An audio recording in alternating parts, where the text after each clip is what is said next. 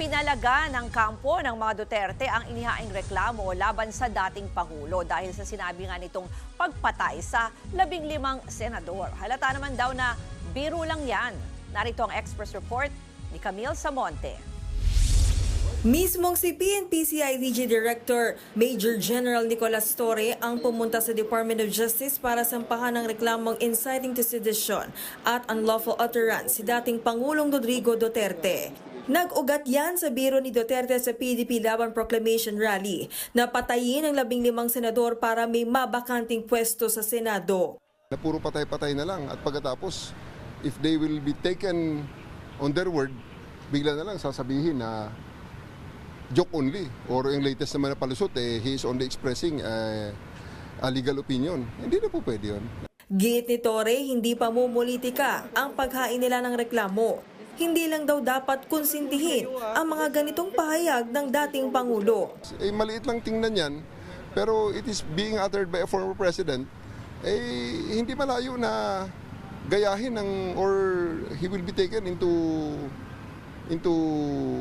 will be taken seriously by his blind supporters. Kasi nangyari na yan di ba? Sabi niya pagpapatay ng mga, di ba?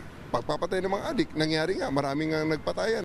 Pero ang National Bureau of Investigation wala nang planong imbestigahan si Duterte, gaya ng panghihikayat ng ilang mambabatas sa Kamara. Kasi during his administration, mas uploaded ang kanyang mga ganyan salita na yung, for example, yung mga kabataan namin, sinira nyo, papapatayin kita. Sabi rin ng Department of Justice, magkaiba ang pahayag ni Digong sa pagbabanta ng kanyang anak na si Vice President Sara Duterte dahil pinangalanan nito sina Pangulong Bongbong Marcos at First Lady Riza Araneta Marcos.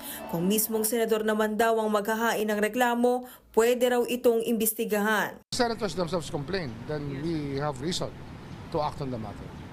Kasi siyempre sila yung endangered ng ganong statements. It can possibly have a ripple effect.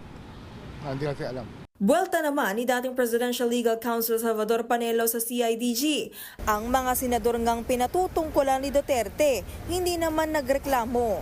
It's a foolish filing of a case. Alam nila na si Presidente Duterte ay nagbiro. Dati naman nila alam yun na palabiro siya. Sinegundahan niya ni Senator Ronald Bato de la Rosa na kilalang kaalyado ng mga Duterte. Very clear na nagbibiro, nagpapatawa lang yung tao. Ang problema dyan, walang 15 senators na nasaktan ang CIDG. Nilinaw naman ng Commission on Elections na hindi pinagbabawal ang negative campaigning.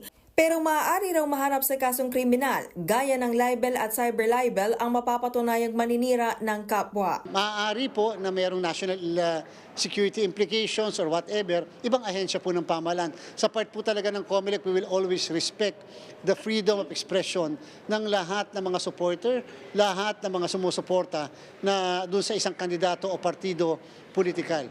Nagbabalita mula sa Frontline, Camille Samonte, News 5. Mga kapatid, ako po si Ruth Cabal.